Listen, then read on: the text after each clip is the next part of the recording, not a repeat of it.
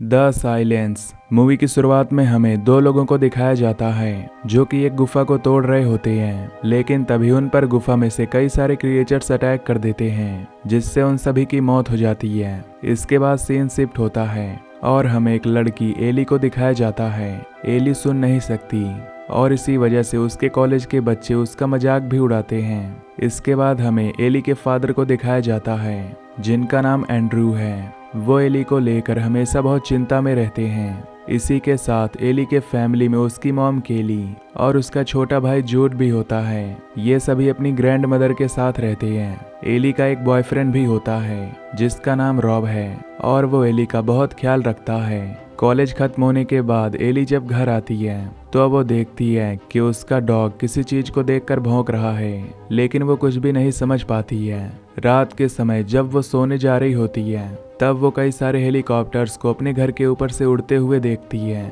लेकिन वो उस पर ध्यान नहीं देती और सोने चली जाती है। पर कुछ ही समय बाद एली को जगा दिया जाता है और वो देखती है कि सभी लोग न्यूज़ देख रहे होते हैं जिसमें उन्हें बताया जा रहा होता है कि एक गुफा के खोदने से बहुत से भयानक क्रिएचर्स बाहर आए हैं जो कि इन्हीं के स्टेट में हैं। तभी यहाँ पर एंड्रू का दोस्त ग्लेन भी आ जाता है क्योंकि वो इन्हीं के पड़ोस में रहता है। इन्हें न्यूज पर वो वीडियो भी दिखाई जाती है जिसमें क्रिएचर सभी लोगों को बहुत बुरी तरह से मार रहा होता है। इसी के साथ ये यहाँ पर एक लेडी का वीडियो भी देखते हैं जिसमें उसने अपने बच्चे के मुंह पर टेप लगा दिया था और उसके हाथ में एक पोस्टर होता है जिस पर लिखा था डोंट मेक नॉइस। इसके बाद एंड्रू सभी के फोन साइलेंट कर देता है, यानी कि आवाज से ही वो क्रिएचर्स इन्हें पहचान पाते हैं। ये सभी बहुत घबरा जाते हैं, इन्हें कुछ भी समझ नहीं आ रहा होता। लेकिन तभी एली कहती है कि इन हालात में स्टेट में रहना ठीक नहीं होगा। इसलिए एली की ग्रैंड मदर जो कि बीमार थी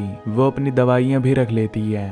अब ये सभी डॉग को लेकर वहां से निकलते हैं। साथ ही ग्लेन भी इनके साथ होता है जो अपने साथ सभी हथियारों को लेकर रखता है। इसके बाद हमें एक मेट्रो स्टेशन दिखाया जाता है जो कि पूरी तरह से खराब हो चुका था। यहाँ पर एक मेट्रो होती है जिसमें कई सारे लोग फंसे थे। ये सभी बिना कोई शोर मचाए शांति से बैठे होते हैं और शायद इसीलिए ये अभी तक जिंदा बचे हुए थे।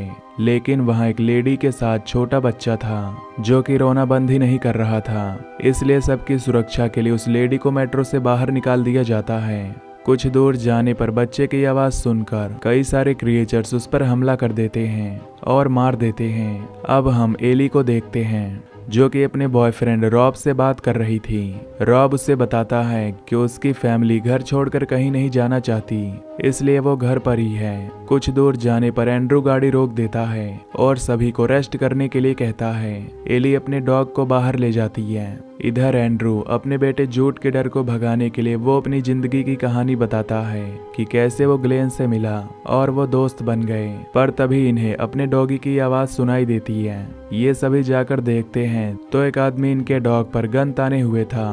तब वो एंड्रू से गाड़ी की चाबी मांगता है, लेकिन तभी ग्लेन आकर उस आदमी के पैर पर शूट कर देता है, जिसके बाद ये सभी उस आदमी को छोड़कर वहां से निकलते हैं। अब सफर करते हुए इन्हें सुबह हो जाती है। इधर एली उन क्रिएचर्स के बारे में जानकारी इकट्ठा करने में लगी थी, लेकिन उसे कुछ भी खास नहीं पता चलता। कुछ दूर जाने पर इन्हें गाड़ी रोकनी पड़ती है क्योंकि हर तरफ ट्रैफिक था, जिस पर ग्लेन सभी को जंगल के रास्ते से चलने को कहता है। हालांकि इन्हें गवर्नमेंट की तरफ से वार्निंग दी गई थी, लेकिन ये फिर भी जंगल की तरफ से निकल लेते हैं। पर आगे कुछ दूर जाने पर ग्लेन की गाड़ी एक पत्थर से टकरा जाती है और नीचे खाई में गिर जाती है। एंड्रू और सब जाकर देखते हैं तो ग्लेन गाड़ी के नीचे दबा हुआ था क्योंकि उसका पैर फंसा हुआ था, इसलिए वो बाहर नहीं निकल पा रहा होता। एंड्रू जो हर तरीके से ग्लेन को बाहर निकालने की कोशिश करता है। इधर केली एम्बुलेंस और फायर डिपार्टमेंट को मदद के लिए कॉल करती है, लेकिन कोई भी उसका जवाब नहीं देता, जिस पर ग्लेन कहता है कि इस समय सभी डिपार्टमेंट बाकी लोगों की मदद में जुटे होंगे, इसलिए वो अभी यहाँ नहीं आ सकते। ग्लेन एंड्रू से कहता है कि खतरा बढ़ता ही जा रहा है, इसलिए तुम अपने परिवार को लेकर यहाँ से निकल जाओ। लेकिन एंड्रू ग्लेन को यहाँ अकेला छोड़कर नहीं जाना चाहता। इस पर ग्लेन एंड्रू से अपनी गन मांगकर कहता है कि अगर वो यहाँ से नहीं गया तो वो उसे शूट कर देगा, जिस पर मजबूर होकर एंड्रू को ग्लेन की बात माननी पड़ती है। लेकिन वो कहता है कि अगर उसे कटर मिल गया तो वह वापस से ग्लेन को बचाने आएगा।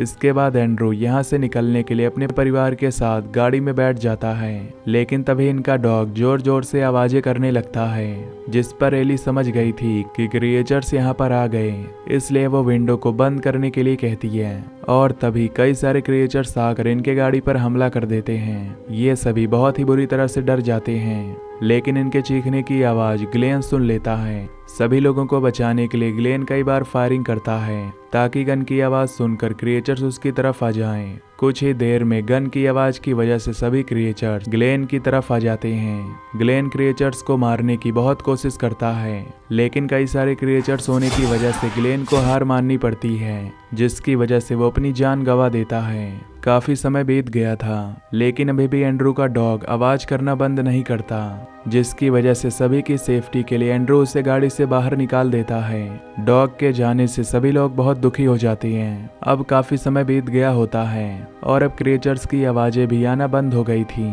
इसलिए एंड्रू ये डिसाइड करता है कि वो गाड़ी से बाहर जाकर हालातों का पता लगाएगा।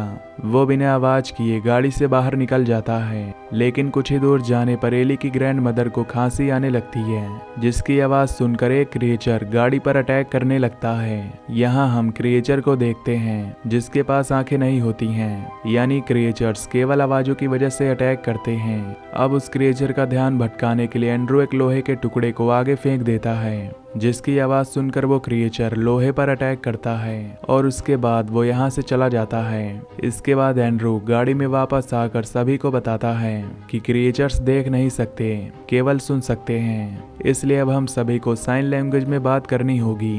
वो कहता है कि हम यहाँ पर ज्यादा देर तक नहीं रुक सकते, इसलिए रात होने से पहले हमें रुकने की जगह ढूंढनी होगी। इसके बाद एंड्रू लाइटर लेकर ग्लेन के पास जाता है। वो देखता है कि क्रिएचर्स ने ग्लेन को बहुत बुरी तरीके से मार दिया है। इसके बाद वो गाड़ी में आग लगा देता है। गाड़ी में हो रहे ब्लास्ट की वजह से सभी क्रिएचर्स गाड़ी के पास आने लगते हैं और इसी मौके का फायदा उठाकर एंड्रू अपने परिवार के साथ वहां से निकल जाता है। आगे कुछ दूर जाने पर ग्रैंड मदर को सांस लेने में तकलीफ होने लगती है, जिसकी वजह से ये सभी लोग एक जगह रेस्ट करने के लिए रुक जाते हैं। यहाँ पर एंड्रू एली से माफी मांगता है, क्योंकि वो अपने काम में बिजी होने की वजह से कभी भी उसे समय नहीं दे पाया था। तभी जूड अपनी दूरबीन से कई क्रिएचर्स को देखता है, जिसके बाद इन सभी को यहाँ से निकलना पड़ता है। आगे कुछ दूर जाने पर इन्हें एक घर मिलता है। ये गेट खोलने की कोशिश करते हैं, लेकिन गेट बंद होता है, पर गेट पर लगे बेल की वजह से घर की ओनर बाहर आती है। वो एक ओल्ड लेडी होती है, उसे क्रिएचर्स के बारे में कोई भी जानकारी नहीं थी, इसीलिए अब फायरिंग की वजह से कई सारे क्रिएचर्स उस पर हमला कर देते हैं, जिससे कि उसकी मौत हो जाती है। यहाँ पर एंड्रू को घर के अंदर जाने का एक रास्ता मिल जाता है। वो कहता है कि पहले वो अंदर जाएगा और फिर उसके पीछे बाकी सब लोग आएंगे। अब वो उस घर के अंदर आ जाता है, जहाँ घर पूरी तरह से खाली होता है, इसलिए वो बाकी सभी लोगों को आने के लिए कहता है। इसके बाद एक एक करके सभी लोग उसके अंदर जाते हैं। तभी आगे जाने पर जूड के सामने एक सांप आ जाता है, जो कि तेज आवाज करता है, जिसकी वजह से एक क्रिएचर वहां जाता है और उस सांप को मार देता है।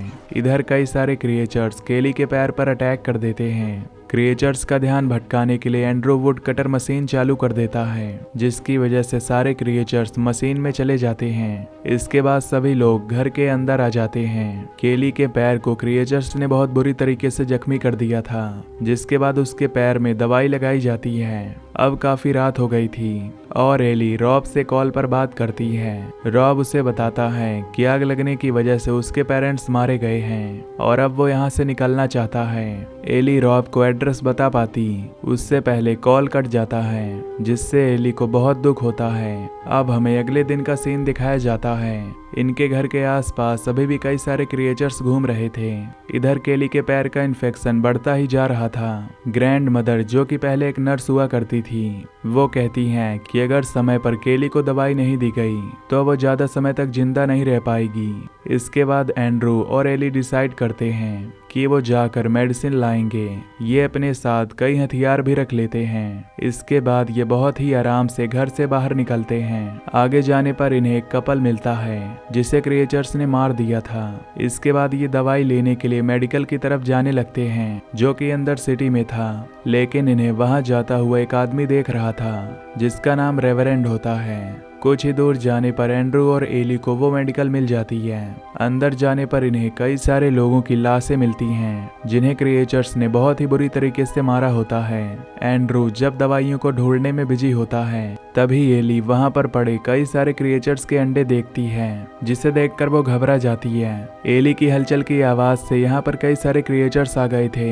अब इन्हें बिना शोर किए वहां से बाहर निकलना होगा, जिस पर एली एंड्रू को इशारा करती है कि फायर पैडल पर आग लगाकर अलार्म की आवाज से ये क्रिएचर्स का ध्यान भटका सकते हैं। इसके बाद एंड्रू आग की मदद से फायर बेल को एक्टिव कर देता है। अलार्म की आवाज से सारे क्रिएचर्स दूसरी तरफ जाने लगते हैं और इसी मौके का फायदा उठाकर ये वहां से बाहर निकल जाते हैं। बाहर आने पर इनके सामने रेवरेंड आ जाता है। ये वही आदमी होता है जो इन पर पहले से नजर रख रहा था। रेवरेंड इनसे बात करने की कोशिश करता है और इन्हें अपने साथ आने को कहता है, पर एंड्रू उसे मना करके वहां से चला जाता है। यहाँ पर हम रेवरेंड को देखते हैं जिसकी जीभ कटी हुई थी। इसके बाद एंड्रू और एली घर पहुंच जाते हैं। घर पहुंचकर एली बताती है कि उसने पता लगाया है कि द ग्रे नाम की एक जगह है जो कि पूरी तरह बर्फ से ढकी हुई है, जहां पर कई लोग हैं और वो पूरी तरह से सुरक्षित है क्योंकि ठंडी जगह पर क्रिएचर्स अटैक नहीं करते हैं। लेकिन कुछ ही देर बाद यहाँ पर रेवरेंड आ जाता है और उसके साथ इस बार उसके कई सारे साथी भी थे। वो उससे बात करता है कि तुम सभी हमारे ग्रुप में शामिल हो जाओ, जिस पर वापस से एंड्रू उसे मना कर देता है। पर इस पर रेवरेंड एली के बारे में गलत भाषा का इस्तेमाल करता है जिस पर उसे बहुत गुस्सा आता है और वो उस पर गन पॉइंट कर देता है, लेकिन वो गन को नहीं चला सकता क्योंकि इसकी आवाज से क्रिएचर्स आ सकते थे। इसके बाद रेवरेंड अपने साथियों के साथ वहां से चला जाता है। अब रात हो चुकी थी और तभी एली को रॉब का मैसेज आता है। वो बताता है कि वो अब एक सुरक्षित जगह पर है। एली उससे एड्रेस पूछती तभी नेटवर्क चला जाता है। अब काफी रात हो चुकी थी इसलिए सभी लोग सोने जाते हैं, लेकिन तभी एंड्रू को कुछ आवाज सुनाई देती है।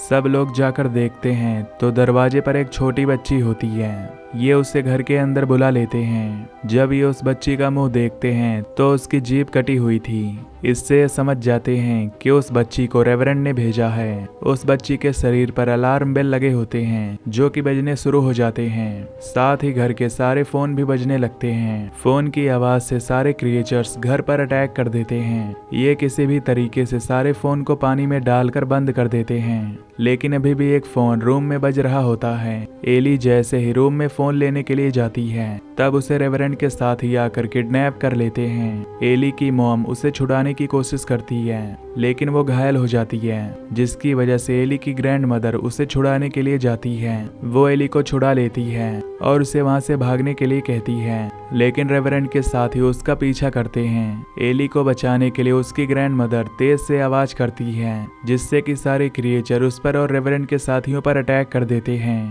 जिससे एली की ग्रैंड मदर की मौत हो जाती है। लेकिन तभी एली को रेवरेंड और उसके साथी आकर पकड़ लेते हैं। वो उसे बाहर ले जा पाते उससे पहले ही केली और एंड्रू एली को छुड़ाने के लिए आ जाते हैं। इनके बीच बहुत देर तक लड़ाई होती है जिसमें कि रेवरेंड और उसके सभी साथी मारे जाते हैं। यहाँ पर हम उस छोटी बच्ची को भी देखते हैं जो कि अपनी मदर के साथ चली जाती है। उसकी मदर को रेवरेंड के साथ मजबूरी में काम करना पड़ रहा था। अब काफी समय बीत जाता है और हम एली को देखते हैं जो कि अपने परिवार के साथ उस जगह पर आ गई थी जिसके बारे में उसे रॉब ने बताया होता है। अब वो रॉब के साथ क्रिएचर्स को मारती है और इसी के साथ ये मूवी यहीं पर खत्म हो जाती है। तो दोस्तों, अगर आपको ये एक्सप्लेनेशन पसंद आई हो तो वीडियो को लाइक और चैनल को सब्सक्राइब कर देना। Till then take care, love you, bye bye.